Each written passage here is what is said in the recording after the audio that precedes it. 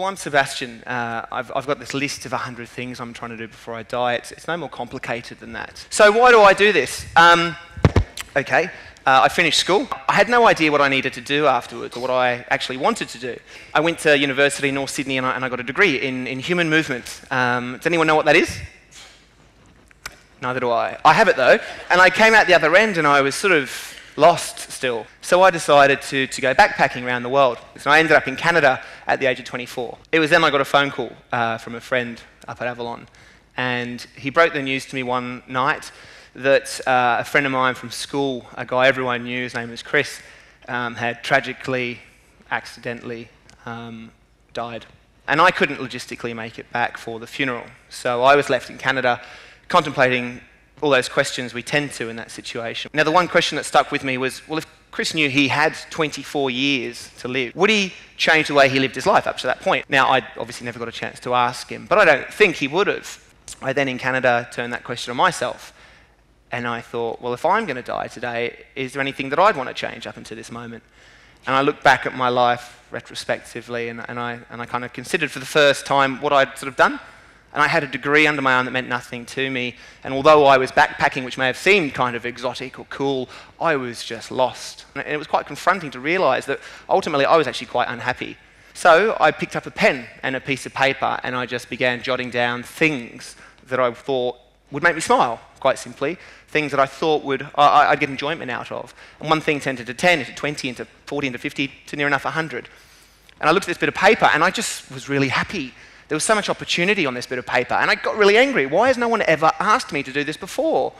Why did my career advisor not say, well, before you make any decision, work out what makes you happy? I had to give myself permission after something quite sad. I looked at this paper and I thought, well, why don't I just get cracking on this? It seems like fun. So I sort of did. I went to Vegas straight after and I married a stranger.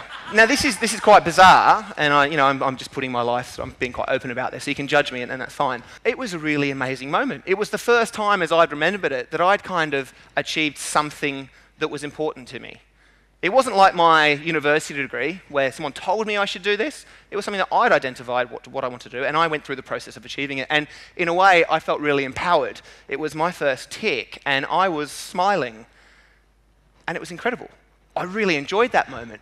And so I looked back down at my list and I thought, well, why would I stop doing this? I feel brilliant.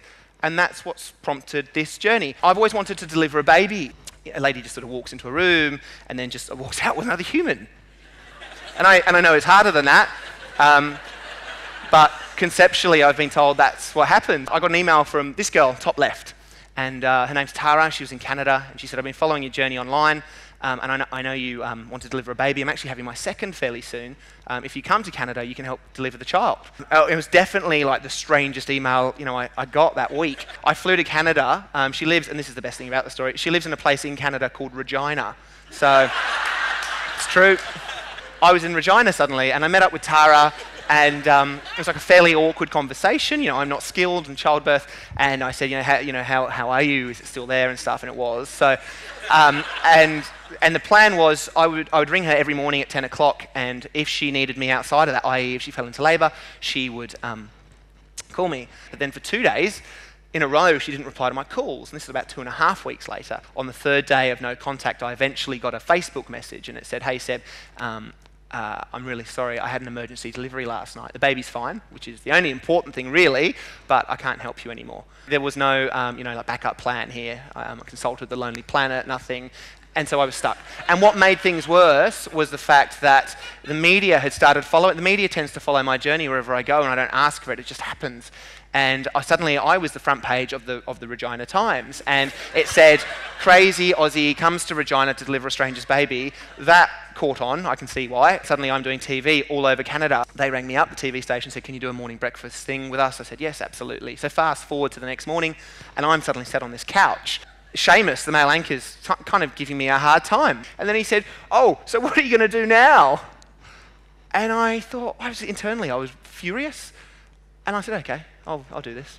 So I said, all right, Seamus, I came to Canada to deliver a baby, and I'm not going to leave until I do.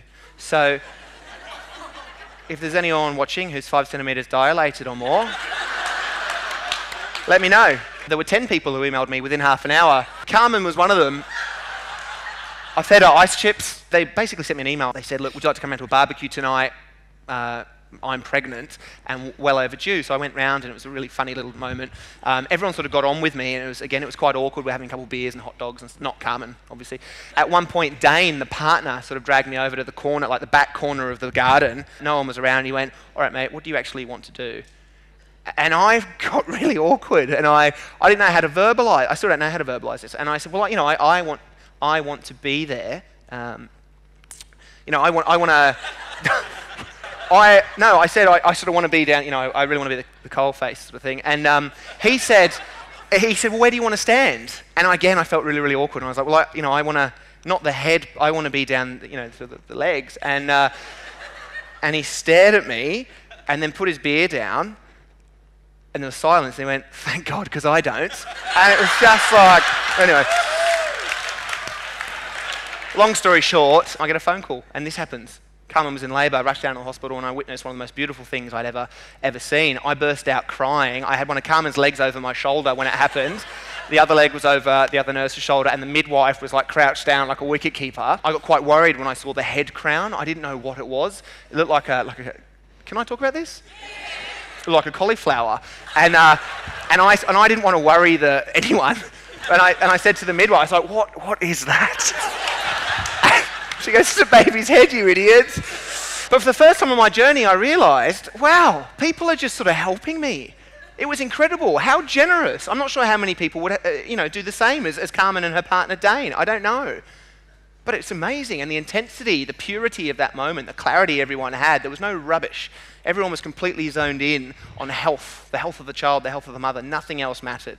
It was amazing, and I think this is something, again, that comes from really being able to identify and commit with a pure heart, if you will, to whatever it is that is important to you.